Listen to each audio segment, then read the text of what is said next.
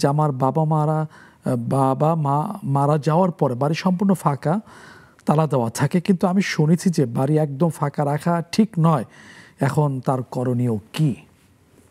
আসলে তিনি তো বলেননি কি জন্য ফাঁকা রেখেছেন, যে কোনো লোক থাকার মতো নেই সেজন্য হয়তো, নাকি ভয়ে, যেটাই হোক। দেখুন আমাদের সমাজে কিন্তু আছে যে কেউ মারা গেলে মনে করে 40 দিন পর্যন্ত তার রুহ ওখানে আসে, এই টাইপের ব্যাপারটা চিন্তা করে ভয় থাকে না। আমার শ্বশুর মারা গিয়েছে, ওই ঘরে কেউ থাকবে না। আমি গিয়ে বললাম আমি আগে এই ঘরে থাকি, দেখেন আমাকে মেরে ফেলে টেলে কিনা।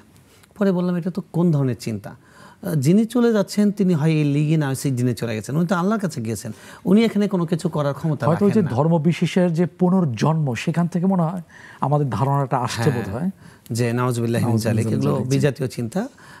এই জন্য কেউ মারা গেলে ওই জায়গায় খালি রাখতে হবে বা ওই ঘরে গেলে ক্ষতি হবে বা ভয় পাও, এগুলো পুরাটাই হলো ইসলাম না জানা এবং অজ্ঞতার ফল। ওটা স্বাভাবিকভাবে আপনি ইউজ করবেন, কোনো সমস্যা নেই, ঘরে থাকবেন। আর কেউ থাকার মতো নেই, অসুবিধা নেই, ভাই ফাঁকা থাকতেই পারে। তবে রাসূল সাল্লাল্লাহু আলাইহি ওয়াসাল্লাম বলেছেন বা হাদিসে এটা বলা হয়েছে, স্বাভাবিকভাবে কোনো বাড়িতে যদি লোকজন না থাকে দীর্ঘদিন, তখন সেখানে দুষ্ট জিন যায়, শয়তান যায়।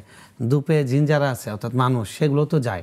যত অকারেন্স ঘটে, সন্ত্রাস, খুন, এই বাড়িগুলো পতিত বাড়িগুলো তো নির্মাণাধীন বাড়িতে হয়। এই জন্য ওখানে কোনো মানুষজন থাকতে পারলে ভালো। একান্ত নাই, তাতে ধর্মীয়ভাবে কোনো সমস্যা নেই। যদি এরকম হয়েছে 1 মাস 1.5 মাস কেউ থাকার মতো নেই, তাহলে ভাড়া দিয়ে দেন, যদি একান্ত কেউ না থাকার। কিন্তু কোনো ব্যক্তি মারা গেছে সেজন্য খালি রাখতে হবে, এই ধরনের বিশ্বাসটার কোনো স্থান শরীয়তে নেই। জাযাকাল্লাহ খাইর।